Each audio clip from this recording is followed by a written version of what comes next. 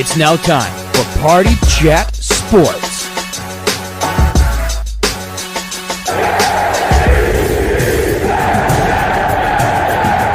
The only thing else I got to say is, how about them Cowboys?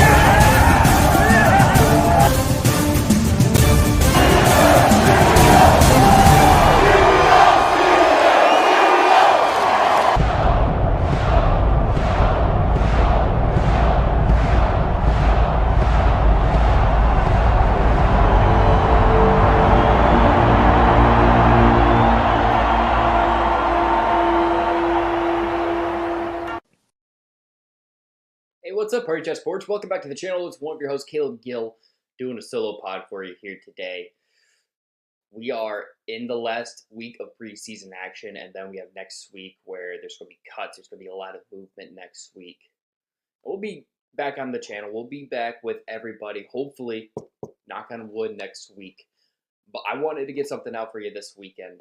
As we are, there's preseason games being played right now. Dylan is in hell at the moment with Derek Harmon injury. I'm sure we'll have a update probably by the time this episode drops. So probably be an update on Derek Harmon. That's a guy that he absolutely loved heading into the draft.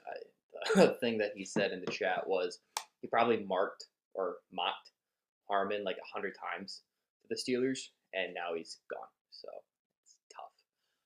But we're not talking about the players on the field today. I wanted to do head coach related episode because there's a lot of things that still need to be sorted out. It's kind of difficult to try and locking in something with players on the field right now.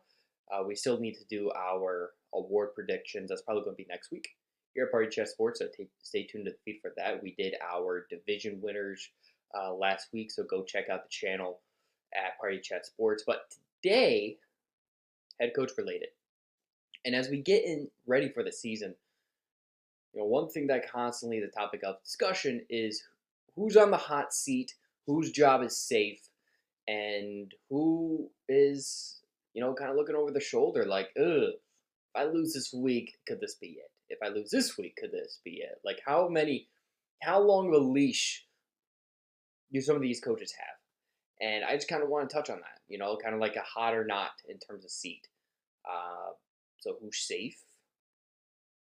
Let's do like a little temperature check here when it comes to head coach. So the first thing, let's get this out of the way. I am not putting any first-time head coach on the hot seat. I don't think that's fair. Yes, has been a few times that first-time head coaches have been fired after 1 year. It has happened. It's not like it's not going to happen ever again.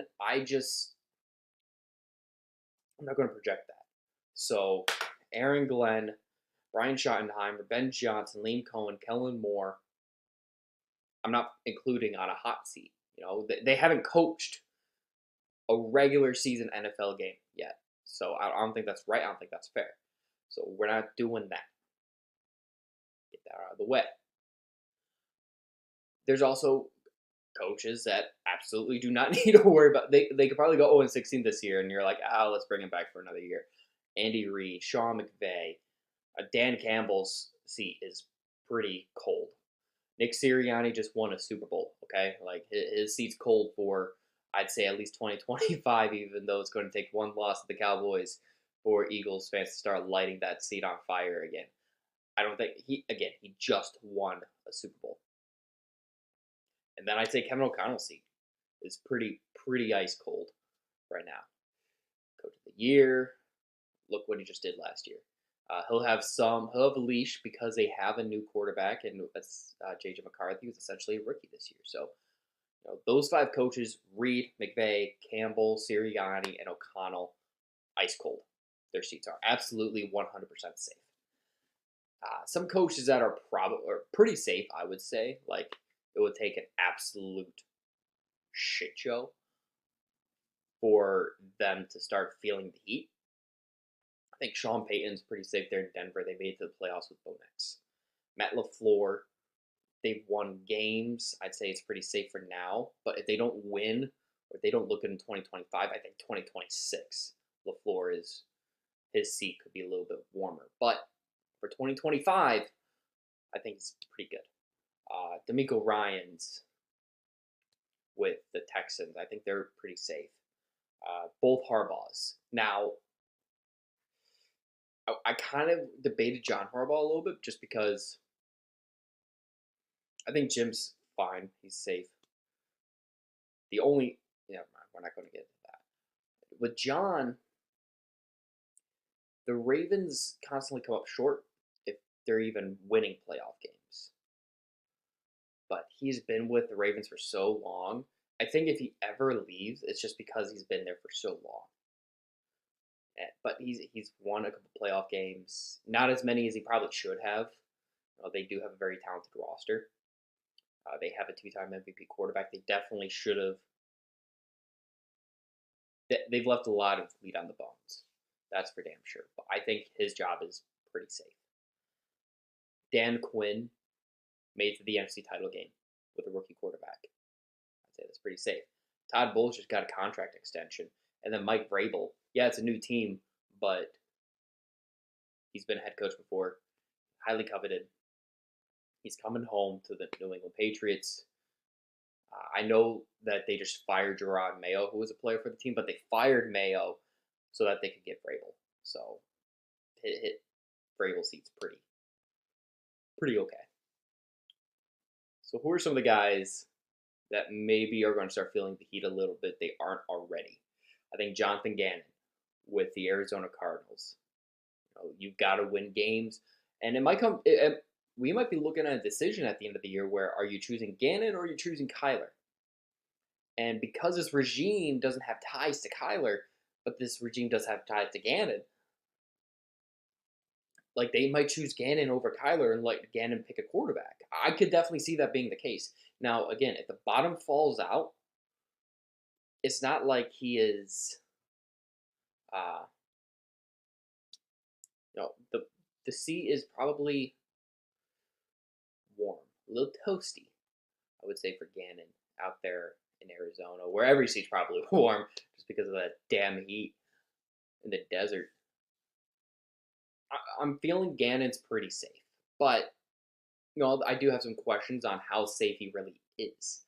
He does need to win more games. They've got talented guys, Marvin Harrison. Can they coach him up? And he was extremely hyped up coming out of college, right? So I think honestly, the Cardinals have looked good. They just kind of fall off at the end, and maybe they don't have the quarterback. So I think Gannon's fine. Dave Canales comes down to the Bryce Young development, and it looked like they got better. If you would have showed me the Panthers at the first half of last year and asked me if that's all I saw here on August 21st, 2025, I'd tell you Dave Canales probably has a pretty warm seat. But they finished the year a little bit stronger. It looked like Bryce Young got better as the year went on. And if we see more improvement from Bryce Young this year, Dave Canales is he is A-okay there in Carolina. So he's got a little bit of time. It's going to be hindered on that development from Bryce Young. Kevin Stefanski, I think we're inching closer to his, if we were to put a fire rating, out of 5 fire emojis or whatever, I think his will be 2 right now. I don't.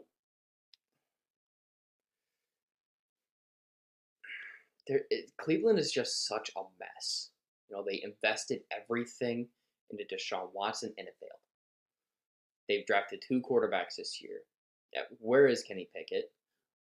Joe Flacco's about to be your starter again, even though he wasn't good enough to be the backup last year, but he was good enough to be the starter in playoffs 2 years ago. Whatever, Joe Flacco, whatever.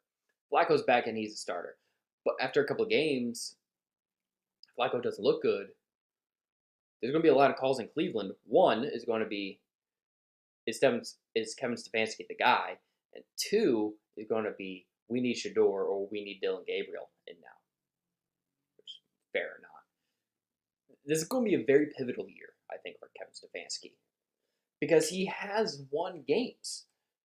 Kevin Stefanski has been a pretty solid head coach. He beat the Steelers in a playoff game. Actually, no, he didn't. He was he wasn't even there. Never mind. before you fact checked me on that, Dylan, he wasn't there for that. But you look, his overall wins, losses, he's 40-44, which, yeah, he has 4 more losses, but he's 1-2 in the postseason. So, like, for Cleveland standards, that's okay.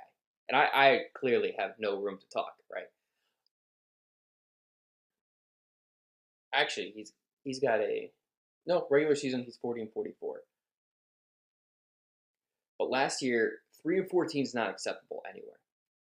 So coming off of an 11-6 season and then going 3-14, this is going to be a crucial year for Kevin Stefanski. And I think if they finish with under 6 wins or under this year, I would not be surprised if he is not there on the sidelines for the Browns in 2026. If that happens, and he is back on the sidelines, his seat might be the most engulfed and flamed seat in the NFL. Like, it could be bad. I think both him and Andrew Berry should be very cautious right now. There's a lot of question marks in the decision making with Cleveland, as is Cleveland. There's a lot of questions to be had, and I like Kevin Stefanski. I think he's a really good head coach. Maybe not really good, but I think he's a good head coach. But he's got more losses right now than he does wins. This is a win-first league. This game, you need to be a winner in this league to be successful. That's just sports in general, but you have to be a winner. And he's not. So there is an argument to be made for Kevin Stefanski. If things don't go well, I think he gets you this entire season, at least, minimum, this entire season. But from there, anybody's guess on what happens. Pete Carroll, his age plays a large role. The Raiders are just very interesting. I don't think they're going to be good. I think they're going to be frisky, though. So I think he's probably pretty safe. Especially, this is his first year with the team. They're implementing a new program. I think, probably a 2-year thing for Pete Carroll. Dude's over 70 years old. So Mike McDonald it was okay last year in Seattle. We'll see. What really makes me cautious is they dump Geno for Sam Darnold. If that doesn't work out, who knows what's going to happen. I think ultimately he will get this year and then go in next season. Worst case scenario, on the hot seat next season. But I think he's probably pretty safe. And then Raheem Morris, I just don't think he's the greatest head coach, but you're starting a new quarterback. Like he might have like a 2.5, 3 flame rating out of 5. Raheem Morris, like he is creeping up to the hot seat. Like if he's not on it, he's getting pretty damn close. And again, it comes down to, will you win games, and how's the development of Michael Penix? So I just went through 24 head coaches. Got 8. 8 that I'm listing on the hot seat. Let's go warm to hot. Okay? Warm to hot. I think Kyle Shanahan and Mike Tomlin both probably about 3 flames. Shanahan has a reputation, it feels, of choking. And especially if the 49ers do not win games, and there's a very easy path for them to win games. We've discussed this a couple different times on the pod. If they don't look good this year, they have a last place schedule. They have no excuse to be losers. Kyle Shanahan's job is on the line. I know Kyle Shanahan has been to two Super Bowls, but he's choked as a play caller in both of them in the fourth quarter. He is a constant choke artist. Like freaking Mia Khalifa over here with how bad he chokes. He's got a 70-62 overall record in the regular season, 8-4 postseason. But it still feels like I just think his seat, it may not, a lot of people don't talk about him on the hot seat. And I'm giving Jamal McKinney, listener of the show, a lot of credit for putting this in my mind. Shanahan does deserve more slack, more criticism than he garnishes. Because the team's capable. Brock Purdy's capable. And you have to credit Shanahan for the development of Purdy and the situation he puts him in. But then also the decision-making and play calling at the end of games and in like tight situations like that, he just chokes. So I think, 3 flames out of 5 for Shanahan. And then Mike Tomlin, you got Aaron Rodgers this year. So that kind of tells you that you're going all in. And if you are one and done in the playoffs, or if you don't make the playoffs this year, there's a realistic possibility that despite everything Tomlin's done, it just might be time to move on. And it's felt like it's probably time to move on from Tomlin for a little bit now. Like, it feels like he's grown stale there in Pittsburgh. And I was kind of thinking the same thing with John Harbaugh. But to John's defense, or Harbaugh's defense, they have made it to an AFC title game. They have won a playoff game in recent memory. The Steelers have not. The Steelers haven't won anything since Ben Roethlisberger retired. Like, Ben Roethlisberger was last on the team. And you kind of forget it's been a few years now since Roethlisberger's been on that team. So you haven't won anything of substance since then. No playoff wins. If you don't win a playoff game with Aaron Rodgers, I think you're done. Ultimately. Like, he will have the season.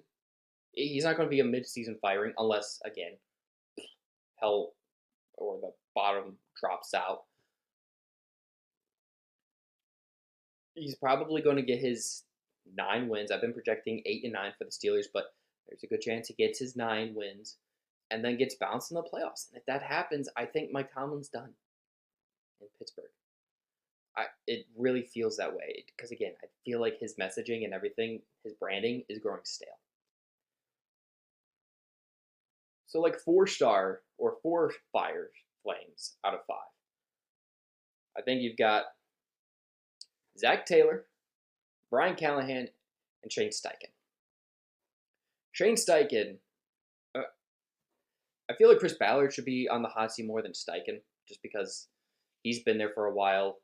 He's been there since, like, Andrew Luck was playing for the Colts, and when Chris Ballard got the GM job.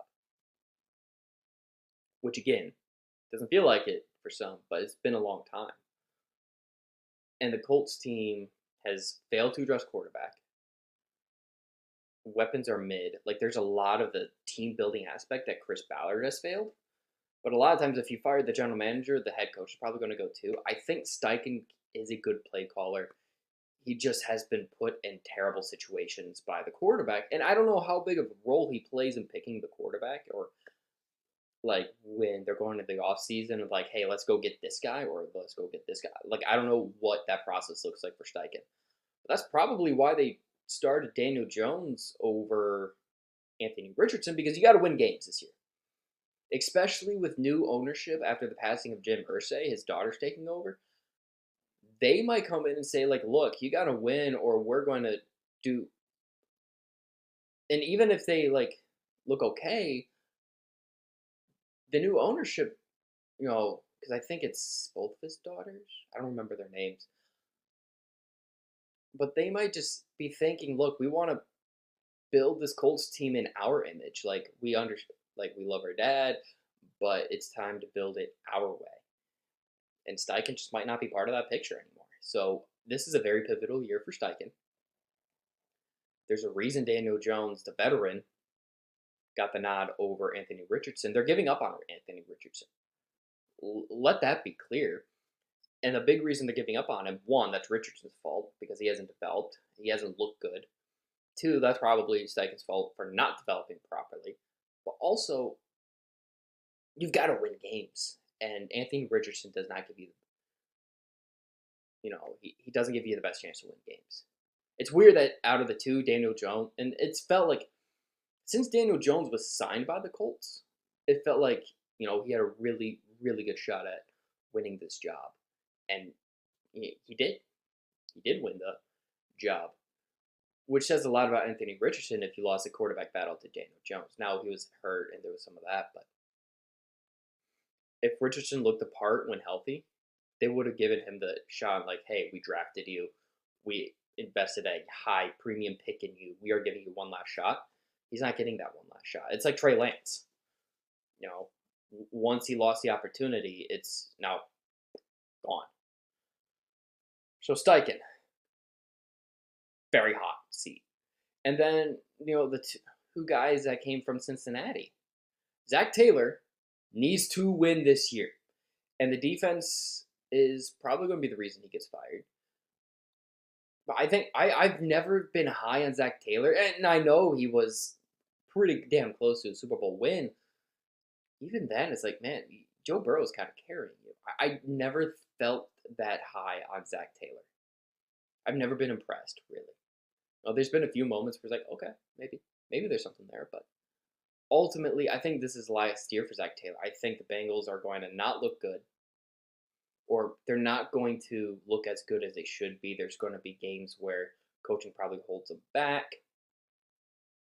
And ownership, Mike Brown and company, are going to look. It's like, hey, we've got now granted, the Bengals aren't the most well-run organization, but we have a stud quarterback in Joe Burrow. We need to get somebody in here that's going to help with that. And they also need to get, an entire defense, but, that's besides the point. Not a big Zach Taylor fan. I think he's gone. And then Brian Callahan, I heard somewhere within the last week, that there was like serious conversations. Remember how I started this pod by listing the first year head coaches and saying, like, I'm not saying any of these guys are going to get fired. I'm not mentioning them on this list, hot seat or not, even though it has happened in the past.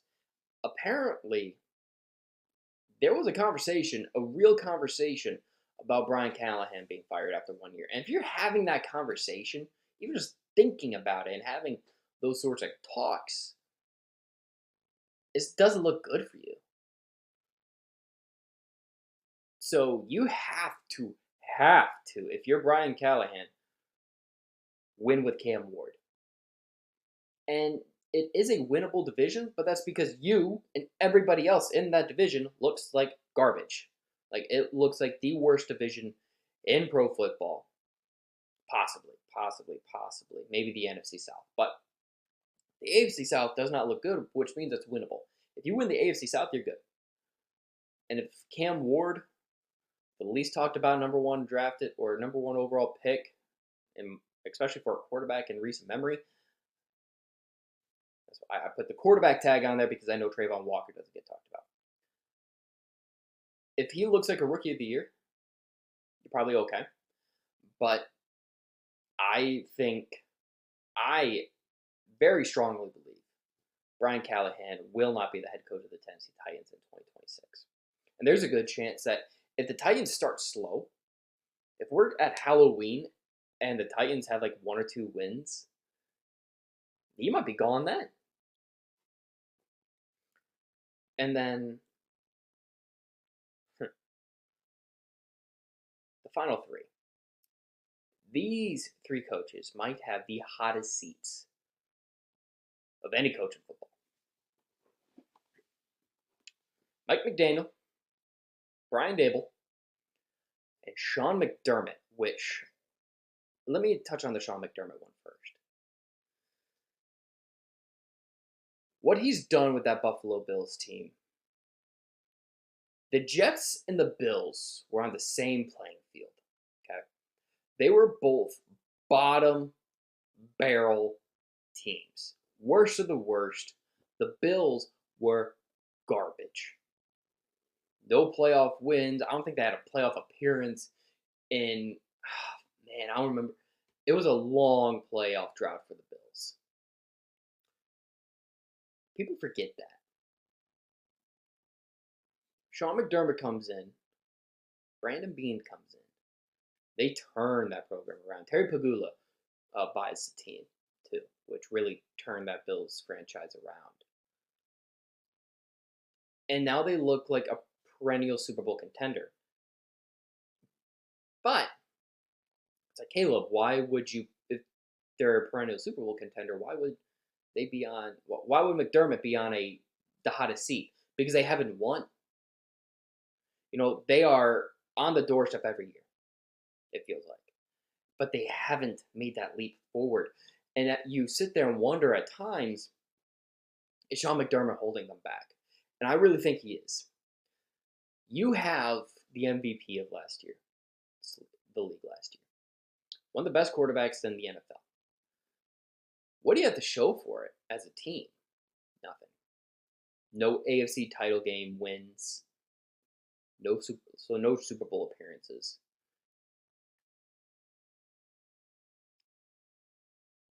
Sean McDermott needs to win. He needs to get past the Chiefs. If he doesn't, I think he's gone. I think he's got one of the hottest seats, and it's not talked about nearly enough. Because why would you talk about it like that? The Bills are, again, a Super Bowl contender. And yet, I think their head coach is one of the hottest, or on one of the hottest seats in the league. It's kind of crazy, isn't it? It's like, Caleb, that makes no sense. Gill, what the hell are you talking about? But you have to win, and especially when you have a quarterback like Josh Allen, you do not want to waste his prime. And he has how many more years left of his prime left? You have to capitalize. You have to maximize that. And if you feel like I do that Sean McDermott is holding this team back, you have to move on. So if they do not win this year, if they do not get past the Chiefs, if they don't make it to the Super Bowl, I think Sean McDermott's gone. And then, the most talked about names when it comes to hot seats in the league. Mike McDaniel, I think, is going to be the first head coach fired. By all accounts, the Dolphins look terrible. And I've said it a couple different times, I believe, on this pod. It's going to be a clean sweep. It's going to be Chris Greer, Mike McDaniel, and Tua all gone in Miami. And they're going to have to start over, throw it all away, start fresh. It was flashy and fun for a year for Mike McDaniel, but he's just a goober on the sidelines that doesn't know how to run a team. He's smart. He's a really good play caller and schemer.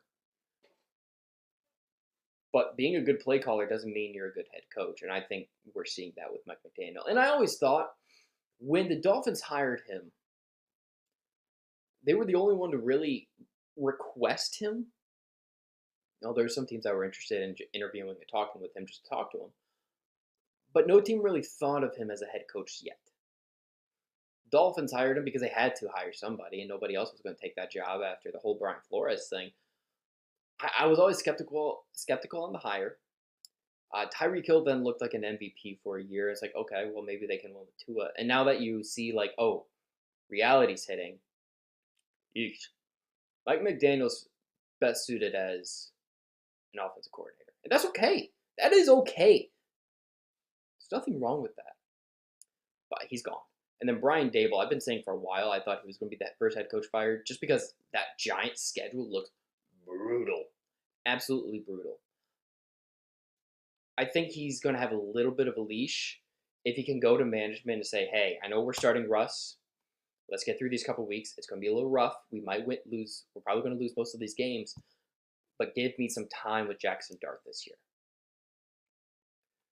That might be a saving grace is Jackson Dart. But that is a terrible, I don't think Brian Dable knows how to run a football team. The Giants can't stop running their mouths. They are a poorly run franchise.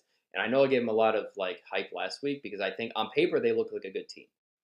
If Brian Dable can reel it all together, they have a chance to win some games and maybe be a little frisky. But as we sit here today, I still think he's got him and Mike McDaniel have the two hottest seats in the league. 5 fires out of 5. So yeah, that's hot or not. That's the temperature check here when it comes to head coaches. Thanks for listening. Make sure you stay tuned to the feed at Party Chat Sports. Check us out anywhere and everywhere on YouTube, wherever you get your podcasts, TikTok. Make sure you go back and watch previous episodes and stay tuned as we get ready for football season. Until next time, again, we are anywhere and everywhere, all at Party Chat Sports.